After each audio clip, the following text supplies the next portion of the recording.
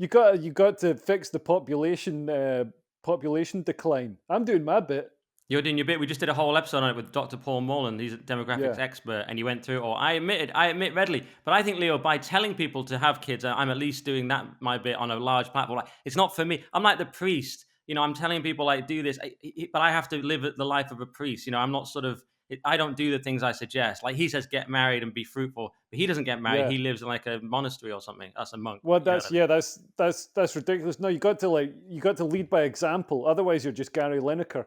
I think yeah, have babies. Also, a thing like the whole thing about babies. The message I got from the media, reading the Guardian and stuff, is that having babies is horrible and disgusting, and it's what white supremacist people do.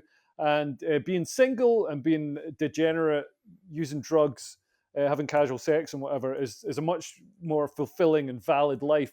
And actually, that's bollocks. What I found is having babies is like genuinely like I can't believe how great it is, and I can't believe how like you think babies cry all the time. They don't. They cry like a tiny. They'll cry like maybe a couple of times a day, and it's just because they want a hug or they want some food or something.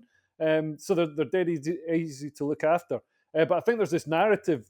The government doesn't want people to have babies because then people have to come out of the workforce to raise the babies, which costs the money, it costs the government GDP, and also growing a person, growing a person from birth. Then there's healthcare costs as well because the people have to give birth in a hospital, and then the baby's not ready to do any work until it's like 20. So you got 20 years before that baby's contributing economically. It's just a burden on the government. So the government doesn't want people to have kids. It wants to bring in 20-year-olds from Somalia who they're already at working age.